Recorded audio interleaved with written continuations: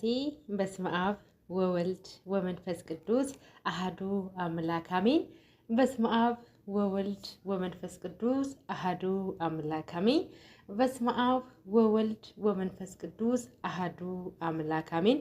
ውድ የተከበራችሁና የተወደዳችሁ የልዑል እግዚአብሔር ቤተሰቦቼ የእናታችን የቅድስት ድንግል ማርያም የአስራት በኩራት ያደራ ቤተሰቦቼ በወደደንና ባፈቀረን ፍቅሩ እስከ መስቀሉ ድረስ በገለጠልን በጌታችን በመድኃኒታችን በኢየሱስ ክርስቶስ ፍጹም ሰላም እላችኋለሁ። እንደምን አደራችሁ? እንደምን አረፈዳችሁ? እንደምን ስለተቀደሰች ለዚች ሰዓት ለዚች ደቂቃ ላደረሰን ለልዑል እግዚአብሔር ዛሬም ዘወትርም የተመሰገነ ይሁን።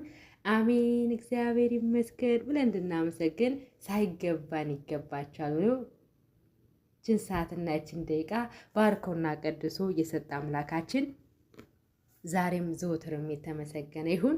ስለማይነገር ስጦታው እግዚአብሔር ይመስገን። እንኳንም በዛሬው ዕለት ተከብረው ታስበው ለሚውሉ ወርሃዊና ዓመታዊ ክብረ በዓሎች እንኳን በሰላም በጤና አደረሰን አደረሳችሁ።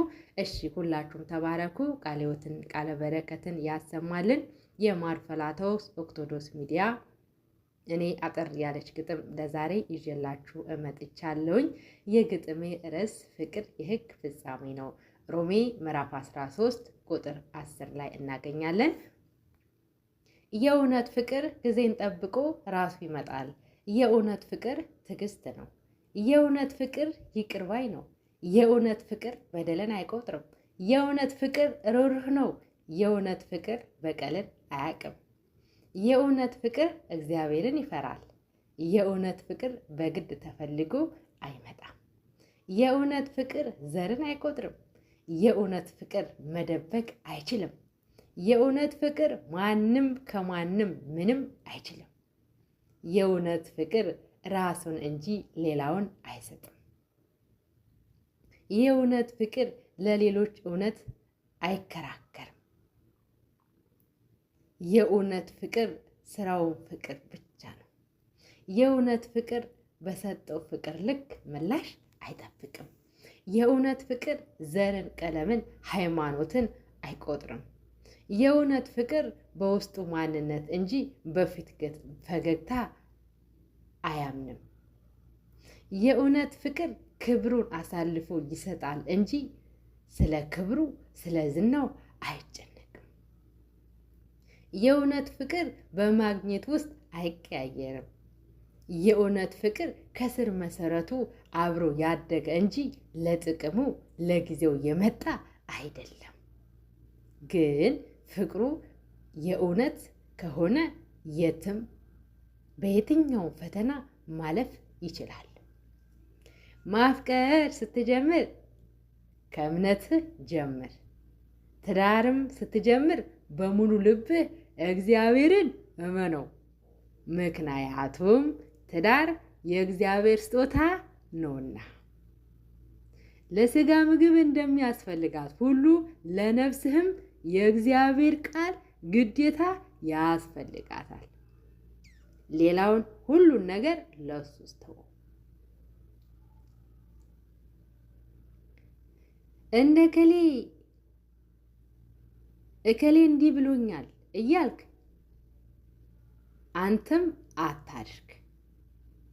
መንገድ የሰው አይደለም እንዳትሰናከል። የቤትህ በራፍ 7 ክንድ ከፍታ ላይ ቢሆን ዝቅ ብለህ መግባትን ልመድ።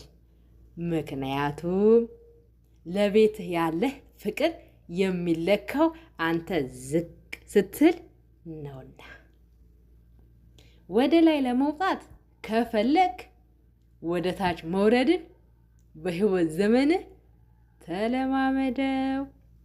ምክንያቱም ወደ ታች ዝቅ ብለህ በወረድክ ቁጥር ለከፍታ የሚረዳ ስር ለመያዝ አትቸገርምና። ምክንያቱም ስር የሌለው ዛፍ ራሱን ችሎ መቆም አይችልምና። ሰዎች ሲገፉ ለምን ተገፋው ብለህ እግዚአብሔርን አታማረው። ምክንያቱም ቅቤ ባይገፋ ኖሮ ቅቤ ሆኖ የመውጣቱ ነገር አጠራጣሪ ነበረ። ይሁን እንጂ ቅቤ መሆኑ ግን አናት ላይ ወጥቶ መቀመጡ ስለተገፋ ሁሉም ነገር ለበጎ ነው፣ አምላኬ ሆይ ተመስገን ስለምትወደኝ ነው ብለህ ማለትን ተለማመድ።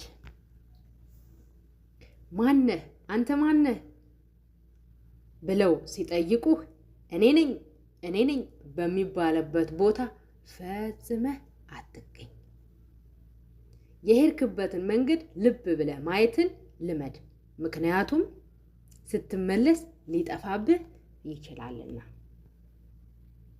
3 ነገሮች ያስፈልጉሃል። እነዚህ 3 ነገሮች ያስፈልጉሃል። እነሱም እምነት፣ ተስፋ፣ ፍቅር። እነዚህ 3 ነገሮችን አጥብቅ መያዝ አለብህ። እነዚህ 3 ነገሮችን ተቆጣጠራቸው። እነሱም ምላስክን፣ ቁጣህን፣ ስሜትክን። እነዚህ 3 ነገሮችን ተቆጣጠራቸው። እነዚህ 3 ነገሮችን ጥላ። ሐሜትን፣ ቅናትን፣ ተንኮልን።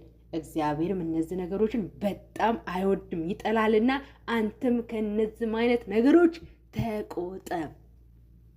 ከነዚህ 3 ነገሮችን አክብር። ቃልህን፣ ጓደኛህን፣ ትዳርህን። እነዚህ 3 ነገሮችን በጣም ማክበር አለብክ። አሜን አሜን አሜን። ስለ ቃሉ የቃሉ ባለቤት ልዑል እግዚአብሔር ዛሬም ዘውትርም የተመሰገነ ይሁን። ወስብሐት ለእግዚአብሔር ወለወላዲቱ ድንግል ወለመስቀሉ ክብር። ይቆየኝ። አሜን። ስለ ቃሉ የቃሉ ባለቤት ዛሬም ዘውትርም የተመሰገነ ይሁን። ሁላችሁም ተባረኩ። ቃለ ሕይወትን ቃለ በረከትን ያሰማልን። በእውነቱ እግዚአብሔር አምላካችን እንደዚህ ያለ ንጹሕ ልቦናን ለሁላችንም ያድለን። እሺ የማር ፍላታውስ ሚዲያ ተከታታዮቻችን 2 መልእክቶችን ይኖሩኛል።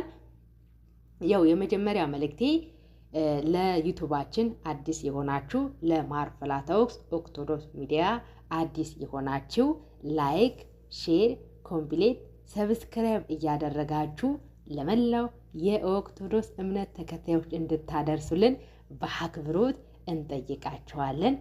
ሁለተኛው መልእክቴ ደግሞ ኢሞ አገልግሎት አለን። የኢሞ አገልግሎታችን ፈለገ ሃይማኖት አባታችን ቸሩ መድኃኔዓለም እናታችን ቅድስት አርሴማና የክርስቶስ ሙሽራ የሆነች ቅድስት ሞራኤል እናታችን እመቤታችን ቅድስት ድንግል ማርያም በጎ አድራጎትና ጽዋ ማህበር ይሄ የኢሞ አገልግሎታችን ሲሆን ሰማዕቷ ቅድስት አርሴማ ወር በገባ በ6 ጽዋ አለን ማለት ነው። የተለያዩ ጽዋዎች አሉን። ኢትዮጵያ ውስጥ ነው። እንደገና ደግሞ አባታችን ቸሩ መድኃኔዓለም ወር በገባ በ27 ጽዋ አለን። እነዚህ ምእመናን ደግሞ ኢትዮጵያ ናቸው ማለት ነው። እዚህ ዩቲዩብ ላይም አለ፣ ገብታችሁ ማየት ትችላላችሁ ማለት ነው። የእናታችን ክርስቶስ ሙሽራ የሆነች የእናታችን ሞራኤል ግን ምንም ነገር የላትም። እስከዛሬ ዝክርም አልዘከርንላትም። ያው ሀገራችን ውስጥ ብዙ አትታወቅም።